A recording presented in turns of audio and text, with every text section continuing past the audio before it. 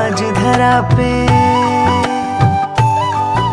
स्वर्ग है उतरा आज धरा पे, स्वर्णिम से ये नजारे हैं। स्वर्ग है उतरा आज धरा पे, स्वर्णिम से ये नजारे हैं। अपनी धवल सेना के संग में महाश्रमण जी पधारे हैं। जय हो गुरुवर, स्वागतम गुरुवर। जय हो गुरुवर, सुस्वागतम गुरुवर। स्वागत वंदन अभिनंदन के गूंज रहे जयकारे हैं। स्वागत वंदन अभिनंदन के गूंज रहे जयकारे हैं। महाप्रज्ञ गुरुवर के पठधर महाश्रवण जी पधारे हैं। जय हो गुरुवर, स्वागतम गुरुवर। जय हो गुरुवर, सुस्वागतम गुरुवर।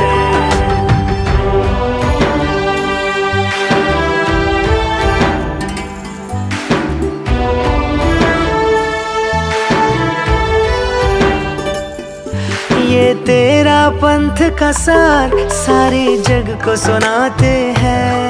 जीवन मर्यादित हो ऐसी राह दिखाते हैं। हो व्यसन मुक्त दुनिया गुरुवर बोध जगाते हैं।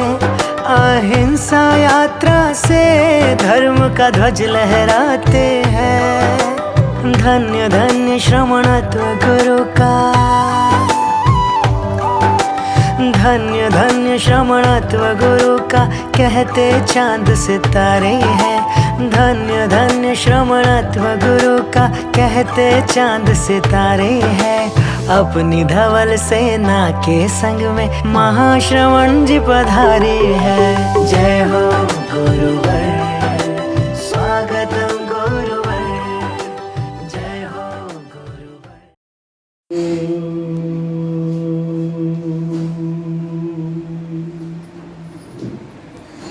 हरि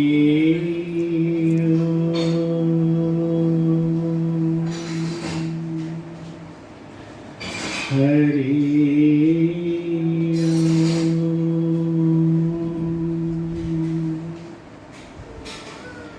वक्रतुंड महाकाय सूर्यकोटि समप्रभा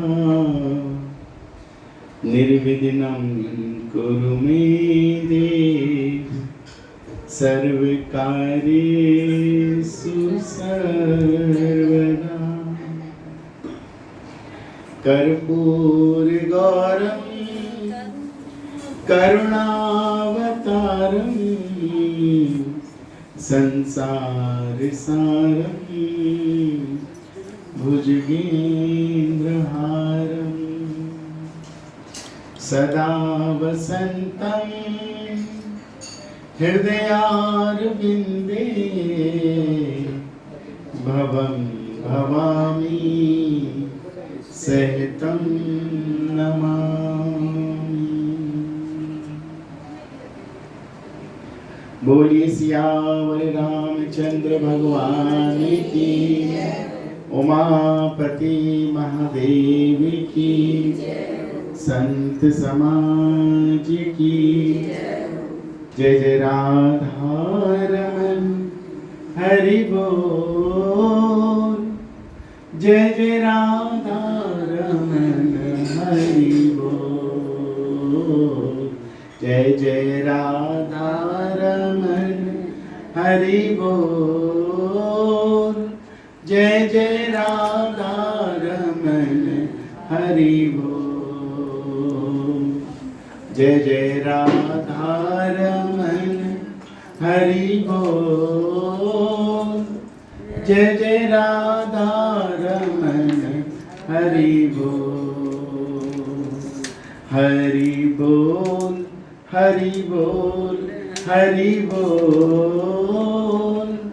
जय जय राधा रमन हरि बोल। जय जय राधा रमन हरि बोल। जय जय राधा हरि बोल।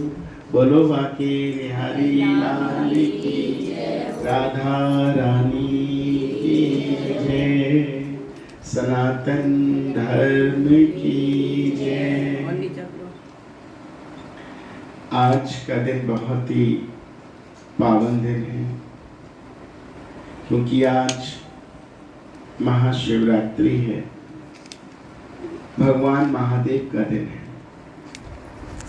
आज के दिन भगवान का विवाह हुआ था और इतने शुभ दिन राष्ट्रीय चेतना यात्रा, जो कि सनातन धर्म की रक्षा के लिए, सनातन के लिए और भारत को हिंदू राष्ट्र बनाए जाने के लिए संपूर्ण हरियाणा में कल से प्रारंभ हुई थी।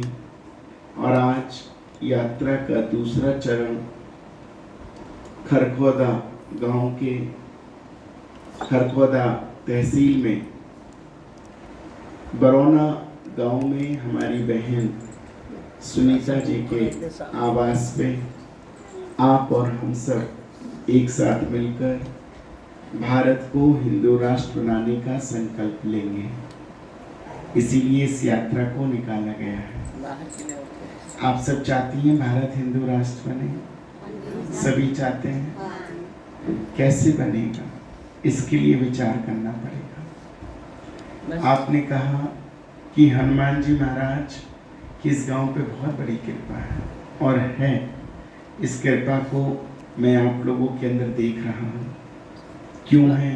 क्योंकि हनुमान जी ने विप्र रूप धरे हनुमाना, बैठा नगर सुमिर भगवान। हनुमान जी महाराज ब्राह्मण के रूप में विभीषण के यहाँ गए थे। लंका की कुटिया में सभी राक्षस थे लंका में, लेकिन लंका में एक ऐसा था जो भगवान का भक्त था। क्या नाम था उसका? विभीषण। उसका नाम क्या था माता जी? विभीषण। उसकी भक्ति सोई भक्ति थी, और उसकी भक्ति को जगाने के लिए हनुमान जी महाराज विप्र रूप धरेउ हनुमान, ब्राह्मण का रूप धारण करके सोई हुई भक्ति को जगाने पहुंचे थे। सोई हुई भक्ति, तो सोई हुई भक्ति को कौन जगाता है? एक ब्राह्मण ही जगाता है। और आज सुनीता जी के आवास पे एक ब्राह्मण संत आपकी भक्ति को जगाने आया है। ब्राह्मण संत, इसीलिए क्योंकि मैं हनुमान जी का भक्त हूँ, उनकी बड़ी कृपा है हनुमान जी की। और कृपा इतनी है, मैं आपको बता नहीं सकता कि मैं पूरे भारत में भ्रमण किया। 2 बार जिहादियों द्वारा मेरे ऊपर हमले हुए, मेरी गाड़ी को खाई में गिरा दिया गया, लेकिन मेरे हनुमान जी महाराज ने एक खरोंच नहीं आने दी। ये हनुमान जी की कृपा है। बोलो हनुमान जी महाराज की जय। बड़ी कृपा है। जाको राखे साइया मार सके ना कोई। जिसके ऊपर हनुमान जी का हाथ हो, उसको कोई भी नहीं मार सकता। पूरे भारत में भ्रमण करता हूँ, पूरे विश्व में, चाहे हवाई जहाज से जाऊँ, चाहे कहीं जाऊँ, लेकिन हनुमान जी महाराज हमारी गोदी में हर जगह रहते हैं। और ये हनुमान जी महाराज कोई साधारण नहीं है, ये बहुत शुभ है। बारिश का आना शुभ होता है। संत अगर घर में आए और बारिश आ जाए तो समझो यहाँ जितनी माताएं बैठी हैं, सब पे भगवान की बड़ी कृपा है। शुभ संदेश देती है बारिश। चाहे 2-4 बूंदे पड़ के बंद क्यों ना हो जाए, लेकिन पढ़नी चाहिए।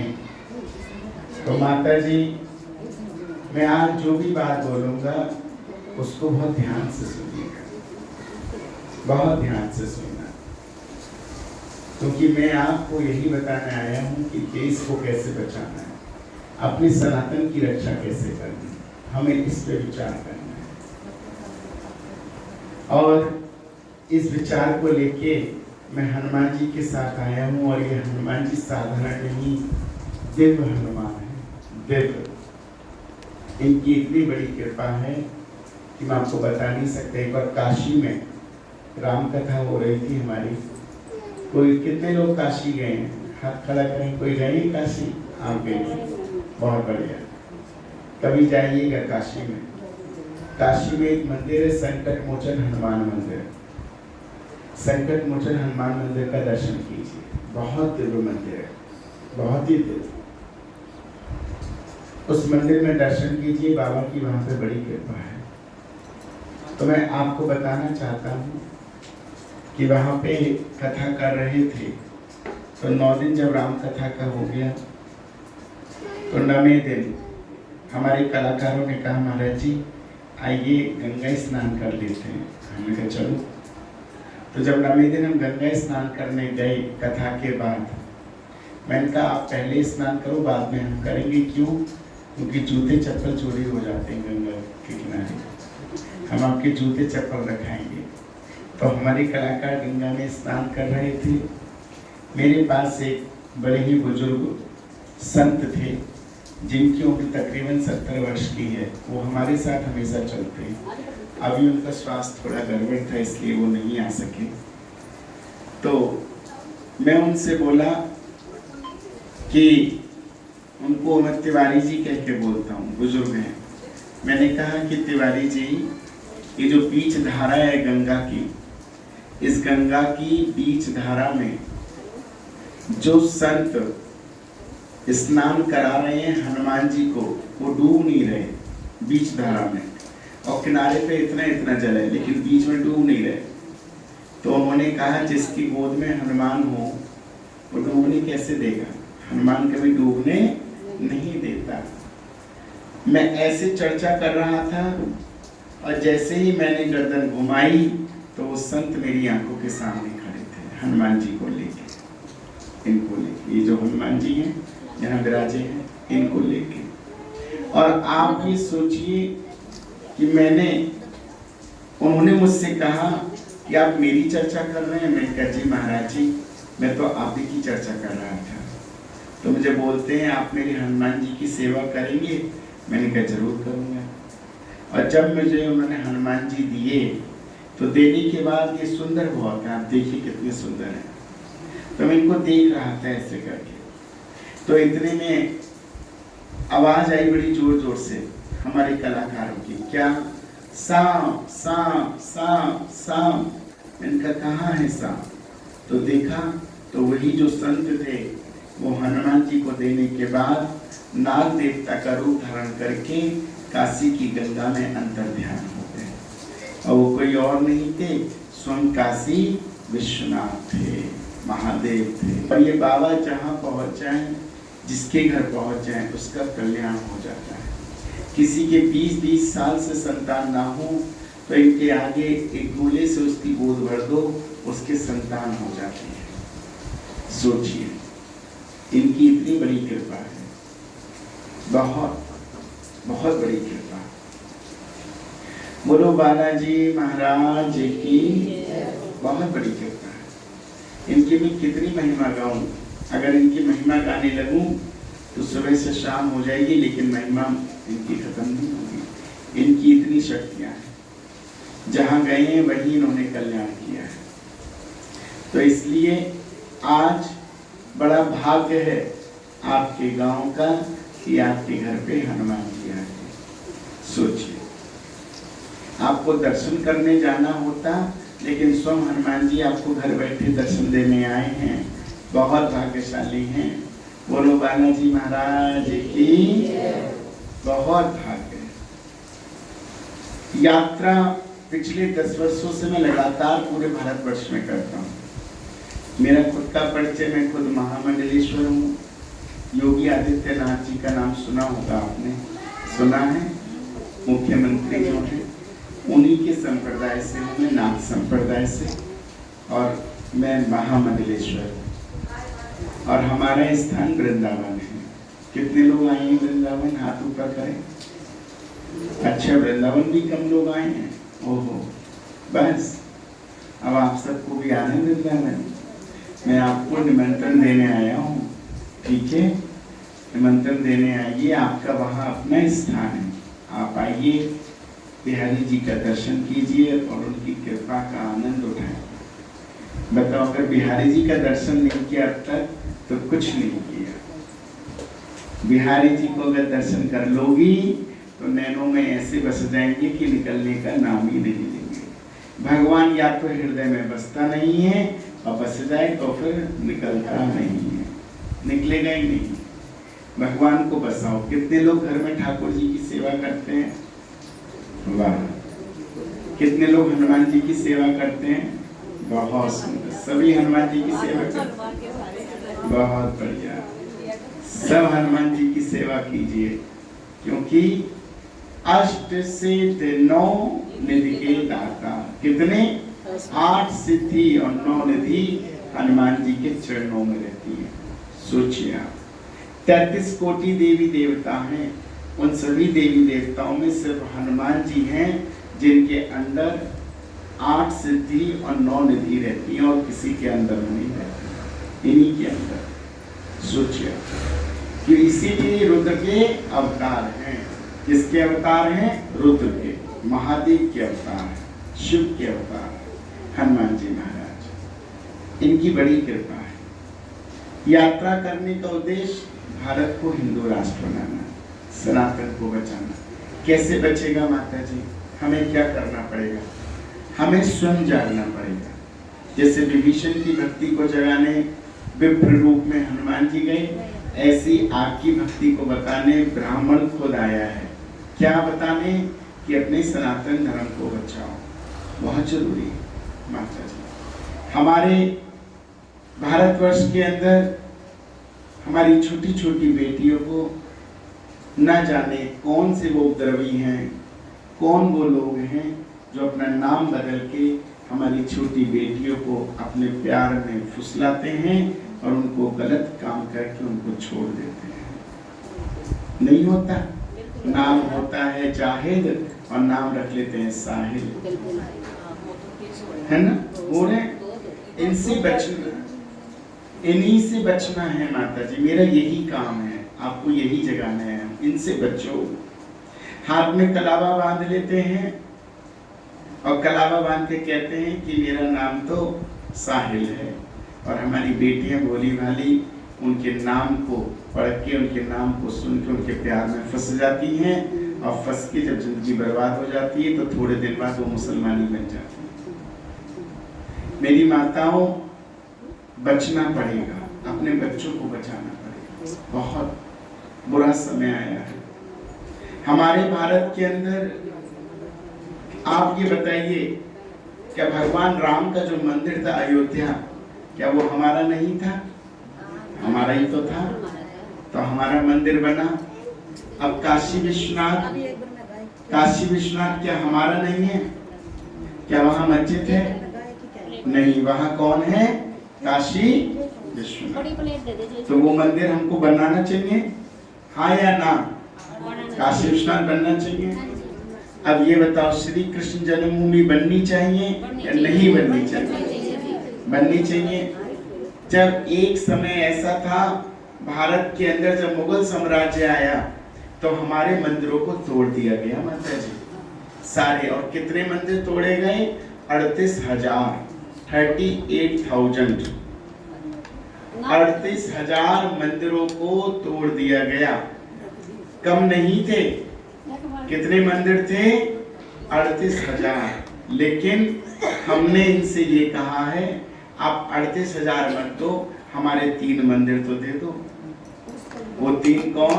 भगवान राम को हमने ले लिया, काशी विश्वनाथ, और तीसरे अपना कृष्ण जन्माष्टमी, जो भगवान जी का कृष्ण जन्म है। हमने कहा हमें 3 दे दो, तो हम 3 गलत तो नहीं मांग रहे? वैसे तो कायदे में हमें अपने 38,000 मंदिरों को ही मांगना है। मैं ये कहता हूँ कि अगर इनकी मस्जिदों को खुलवाया जाए, तो अगर मैं सीधे सीधे 2 शब्द बोलता हूँ, अगर इनकी मस्जिदों को खोल दिया जाए तो आप देख लेना वहाँ पे। मैं इनसे सीधा कहता हूँ, अगर शव मिले तो तुम्हारा और शिव मिले तो हमारा। बोलो हर हर महादेव, हर हर महादेव। शिव मिले तो हमारा और शव मिले तो तुम्हारा रख लो, हमें कोई दिक्कत नहीं है, हम खुद बनवा देंगे। एक बार प्रयास हो जाए हम बनवा के देंगे। शव है तो तुम्हारा, लेकिन शिव है तो हमारा, और हम अपने शिव को लेकर रहेंगे, वो हमारा स्थान है। दूसरी बात माता जी, हमारे मंदिरों के अंदर इन लोगों ने किस तरीके से कब्जा किया आपको मैं बताना चाहूंगा। सर्वप्रथम आप ये सोचिए, हमारे योगी आदित्यनाथ जी ने अभी एक फैसला दिया था, आपने सुना होगा कि जितने भी ढाबे हैं उन सब पे अपना नाम आइडेंटिटी दो, है ना बेटा? आपका क्या नाम है? मेरा मुन्नी। मुन्नी। मोनी। आपका नाम है मोनी, आधार कार्ड में भी यही है वैसे? सुनील। और घर का नाम मोनी। ठीक, 2 नाम हो गए तुम्हारे। अब एक बात बताओ, अगर कोई तुमसे ये पूछे तुम्हारा नाम क्या है, तो तुम यही तो कहोगी सुनीत या कहोगी मोनी? सभी जानते हैं, और यही तो नाम बताओगी, जो है वही तो बताओगी। ये तो कहोगी नहीं मेरा नाम अफसाना है, रुखसाना है, जो नाम है वही तो बताओगी।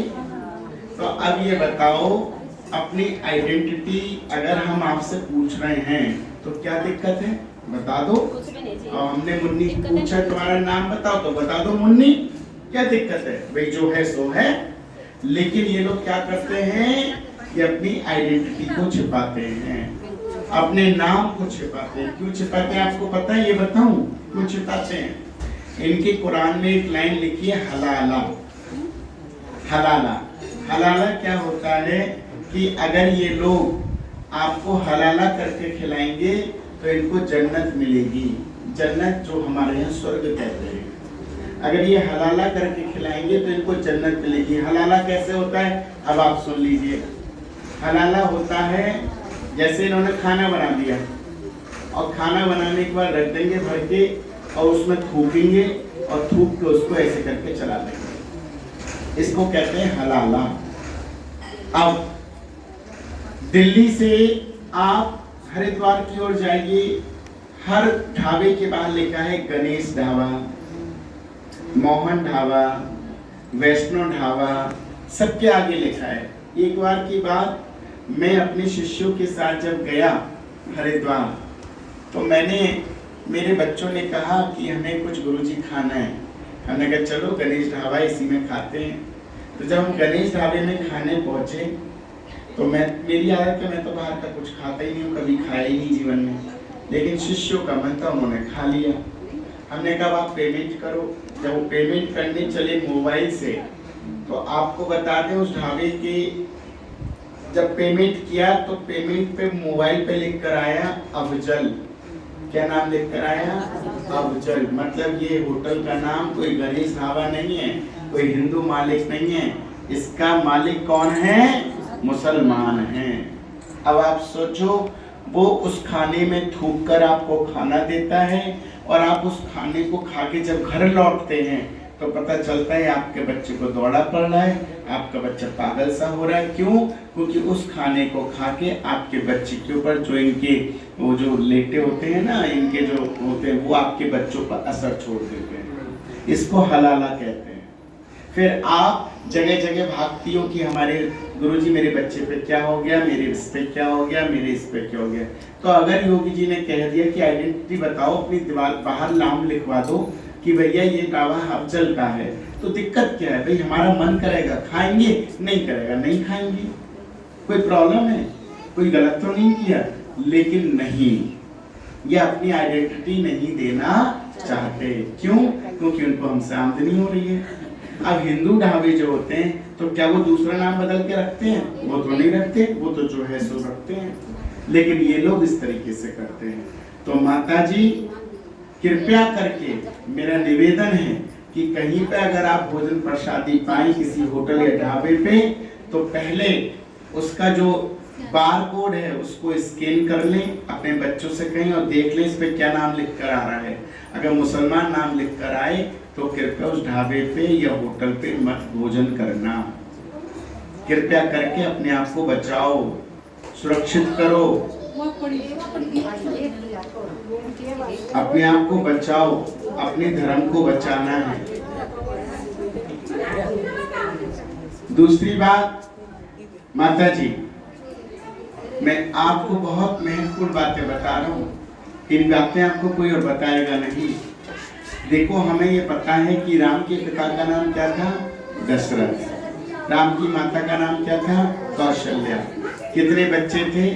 4। लेकिन क्या आपको पता है कि आपका जो घर है, ये घर मकान है, इस मकान के ऊपर अगर 2 मुसलमान आके टोपी वाले ये बोल दें कि ये मकान सुनीता का नहीं है, ये मकान हमारी बकवोट की जमीन का है, तो सुनीता को वो मकान खाली करना पड़ेगा। क्यों खाली करना पड़ेगा? बस खाली वो आके ये बोलेंगे कि भैया ये मकान आपका नहीं है, ये मकान आपका नहीं है। बता रहा हूँ, इसको समझना बहुत जरूरी पड़ेगा। हमारे यहाँ एक कानून है, हमारे यहाँ एक कानून है जो कि 1995 में पास हुआ था। 1995 में, आपको पता नहीं होगा। वो कानून क्या बना था? जैसे कि ये सुनीता है, ये सुनीता जी का घर है। इन्होंने बड़ी मेहनत से, इनके पति ने, इनके परिवार ने, इनके बच्चों ने बड़ी मेहनत से घर बनाया। अब कानून ये बना हुआ है कि अगर 2 मुसलमान टोपी वाले आपके दरवाजे पे आए और आके ये बात बोल दें कि सुनीता जी ये मकान वक्फ बोर्ड की जमीन पे है, आप इसको खाली कर दो, तो सुनीता जी को खाली करना पड़ेगा। आप सोचो, सुनो, 1995 में बना था ये कानून और अभी भी लागू है। अब सुनिए क्या लिखा है, अंग्रेजी की लाइन है, उस कानून को आपको पढ़ाया नहीं गया ना बताया गया। क्या लिखा है इंग्लिश में?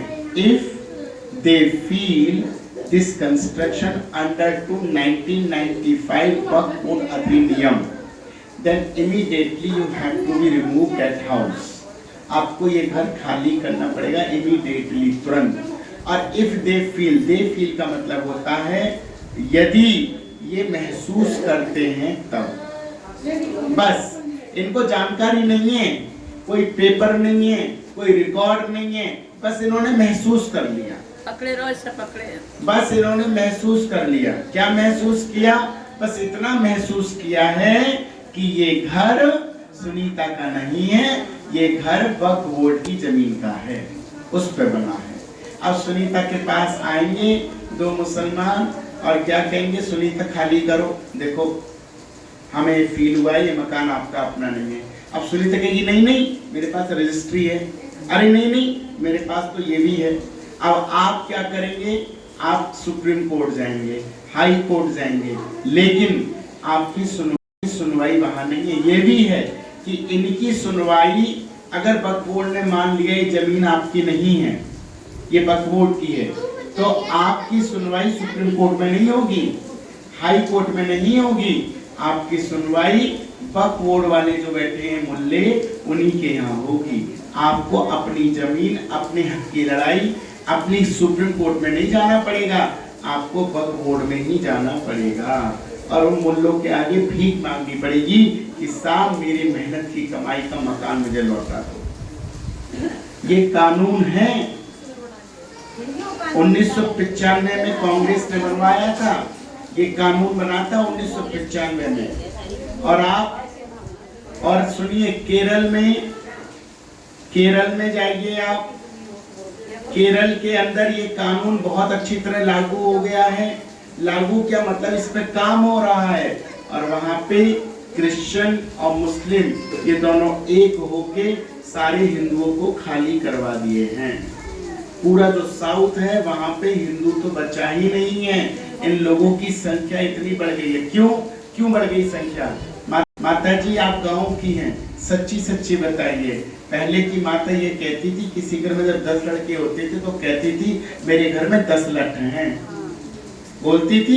लेकिन आज क्या बोलती है? एक ही लठ है। क्यों? क्योंकि हम कहते हैं हम दो हमारे दो, और ये कहते हैं हम दो हमारे गिन लो, गिन लो, जितने गिनने गिन लो। हम दो हैं लेकिन हमारे गिनते जाओ। हम लोगों ने क्या कर दिया, हम दो पे ही सीमित हो गए। दो की तो छोड़ो, अब हम एक भी नहीं करना चाहते, वो भी नहीं करना चाहते। वो भी अब क्यों? क्योंकि सरकार ने कानून बना दिया, क्या, लिविंग रिलेशनशिप, मतलब जितने दिन चाहो लड़की के साथ एंजॉय करो, रहो, बच्चा करने का मन हो तो करो, नहीं करना हो तो मत करो, अब बाद में छोड़ दो। ये भी कानून बन गया है। सोचिए आप, इसको लिविंग रिलेशनशिप कहते हैं। तो पहले ये चीजें थी नहीं थी। पहले के समय में बच्ची की शादी हुआ करती थी, 16 साल की हुई, 15 की हुई, शादी हो गई। और आप बताना माता जी, दिल पे हाथ रखिए, क्या आप सुखी नहीं हो? आज आने वाले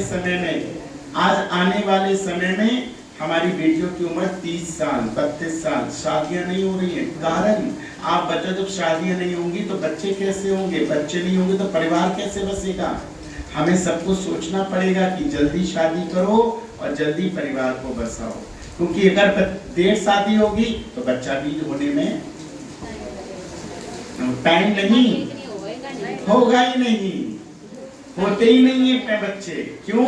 क्योंकि आप अपनी उस उम्र को क्रॉस कर चुके हैं जिस उम्र में आपके अंदर भगवान ने सारे जो तत्व थे उन तत्वों को जागृत किया था। आगे चल के वो तत्व मर जाते हैं, फिर आप बच्चा करने में इधर उधर महात्माओं के पास और सब जगह जाते हो, भगवान बताओ कोई उपाय कि बच्चा हो जाए।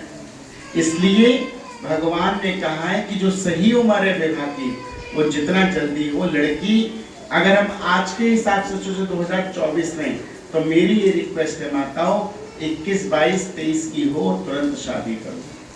25 के बाद कभी मत सोचना कि बेटी की शादी करनी है। 22, 23 की हो, बेटी की शादी करो, बेटे की शादी करो।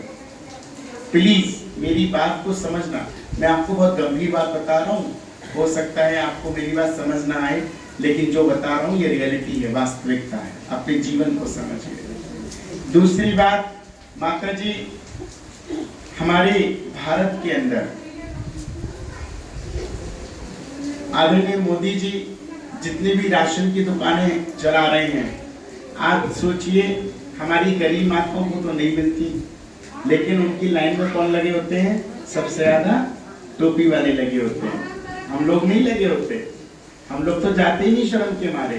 राशन ये लेते हैं और वोट किसी और को देते हैं। आप सोचिए। तो मैं ये कह रहा हूं, जो राम की बात करें, हमारे भारत में जो रहते हैं, अगर भारत माता की जय नहीं बोलेंगे। अभी आपने देखा हमारी संसद के अंदर एक टोपी वाले सांसद ने भारत माता की जय नहीं बोली, और क्या बोला? फिलिस्तीन जिंदाबाद। क्या बोला था? फिलिस्तीन, फिलिस्तीन मतलब मुसलमान, फिलिस्तीन जिंदाबाद, भारत माता की जय नहीं। क्यों भैया? भारत में रहते हो, भारत का खाते हो, और भारत माता की जय नहीं बोलोगे? क्यों नहीं बोलोगे? आज आपका बेटा खाएगा आपके घर का और गाएगा किसी और का, तो आपको बर्दाश्त होगा? आप बताइए। भारत का खा रहे हो तो भारत माता की जय बोलो, तुम्हें दिक्कत क्या? लेकिन क्यों? ये लोग वो कीड़े हैं, वो नाग हैं कि जहां खाते हैं वहीं छेद करते हैं। ये कभी भारत के हुए नहीं। माता जी, कश्मीर के अंदर जो कश्मीरी हिंदू थे, उनके घर को बर्बाद करने वाले कोई पाकिस्तान के मुसलमान नहीं थे, उनके पड़ोसी थे। उनके पड़ोसी। कौन से पड़ोसी? जो ये कहते थे, दीदी आज ईद है, हम आपको सिमई लाए, सिमई खा लीजिए। और वो सिमई को खाती थी बड़े प्यार से, और वही सिमई खाने के 1 महीने बाद उसी बहन को जिसको सिमई खिला रहे हैं, उसी की 14 साल की बेटी के साथ बलात्कार किया उस मामा ने। सोच लो आप। आज पूरा जम्मू खाली हो गया, पूरा कश्मीर खाली हो गया। कोई और नहीं थे, वो ही लोग थे जिनको आप अपना भाई बताते हो। ये भाई नहीं है, ये भाई नहीं है, ये कभी भी आपकी पीठ में खंजर घोंप सकते हैं। इसलिए होशियार, इन लोगों से होशियार हो जाइए। ये कब आपके घर में आघात कर दें आपको पता भी नहीं चलेगा। एक संत ने कहा था कि आप अपने हाथ पे सरसों का तेल लगा लीजिए और तिल में डाल दीजिए, और निकलने के बाद देखिए कि कहाँ जगह खाली है। इतना भर भी इन पे विश्वास नहीं कर सकते आप, इतना भी गुंजाइश नहीं कर सकते, विश्वास तो कर ही नहीं सकते। इसलिए मैं यही कह रहा हूँ, हिंदू हिंदू भाई भाई बाकी सब कसाई, हिंदू हिंदू बाकी सब कसाई। जो देश का नहीं वो किसी का नहीं, जो भारत माता की जय ना बोले वो किसी का नहीं, जो भारत में रह के जय श्री राम ना बोले वो किसी का हो ही नहीं सकता। और आज इसी ध्येय को लेके मैं हर घर में अपनी आवाज उठा रहा हूँ, सबको जगाने का काम कर रहा हूँ। हमें सबको पता है राम कौन है, सीता कौन है, दशरथ कौन है, सब पता है, लेकिन ये नहीं पता था जो मैंने आज जानकारी दी है। थी आपको आज से पहले? अब आप इसको जान लिए हो तो कृपया करके अपने आप को जगाओ और भारत को हिंदू राष्ट्र बनाने के लिए आप सब एक हो जाओ कि हम सब एक होके भारत को हिंदू राष्ट्र बनाएंगे। ये याद रखो, धर्म को बचाना आपकी जिम्मेदारी है। अगर देश बचेगा तो धर्म बचेगा, और अगर देश नहीं बचेगा तो धर्म भी नहीं बचेगा। धर्मो रक्षति रक्षिता। माता सीता ने एक ही तो काम किया था, क्या? इस भगवा पे विश्वास किया था। भगवा का मतलब है धर्म, मतलब धर्म। भगवा पहनने वाला होता है धर्म। रावण भगवा पहन के आया, रूप बदल के, रूप बदल कर आया था, भगवा बदल के, भगवा का भेष पहन लिया। अब आप तो भोली वाली हो, भगवा पहन के सोचोगी सन्यासी आया है, लाओ इसकी सेवा कर दें, लेकिन बाद में उसने अपना रूप बदल लिया, क्या बन गया? राक्षस। और माता सीता के दरवाजे पे बोला माता भिक्षाम दे। माता सीता ने सोचा अरे मेरे अभी लक्ष्मण, मेरे देवर जी लक्ष्मण लेखा खींच के गए हैं, अब मैं इसको कैसे पार करूं, लेकिन मेरे दरवाजे पे सन्यासी आया है, इसलिए मुझे ये लाइन को क्रॉस करना ही पड़ेगा। क्यों? क्योंकि धर्म की रक्षा करनी है। मेरे सामने धर्म खड़ा है। धर्म कौन? सन्यासी, वो खड़ा है, इसलिए मुझे उसको देना ही पड़ेगा।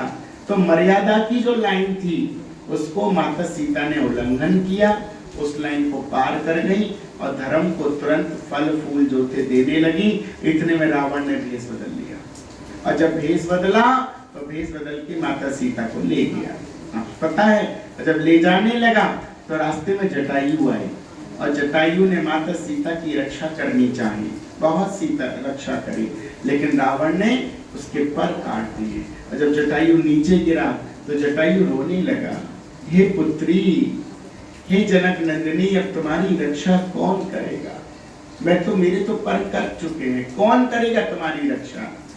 तो माता सीता ने दो ही लाइन बोली, हे पिता, क्योंकि उनको तात कहते, जटायु का वो तात लगाती, तात माने पिता होता है। पिताजी आप चिंता मत कीजिए, जिस धर्म की रक्षा के लिए मैंने मर्यादा की लाइन का उल्लंघन किया है, वही धर्म मेरी रक्षा करेगा, वही धर्म मेरी रक्षा करेगा। और धर्म कौन है? हनुमान। क्योंकि हनुमान जी सन्यासी के रूप में गए थे लंका में, ब्राह्मण रूप, विप्र रूप धरे हनुमान, ब्राह्मण के रूप में। और यही हनुमान थे जो कि धर्म, क्योंकि ये धर्म है, और धर्म की रक्षा के लिए राम जी को सारा संदेश बताया, और कैसे कैसे माता सीता तक पहुंचोगे सारा परिचय दिया।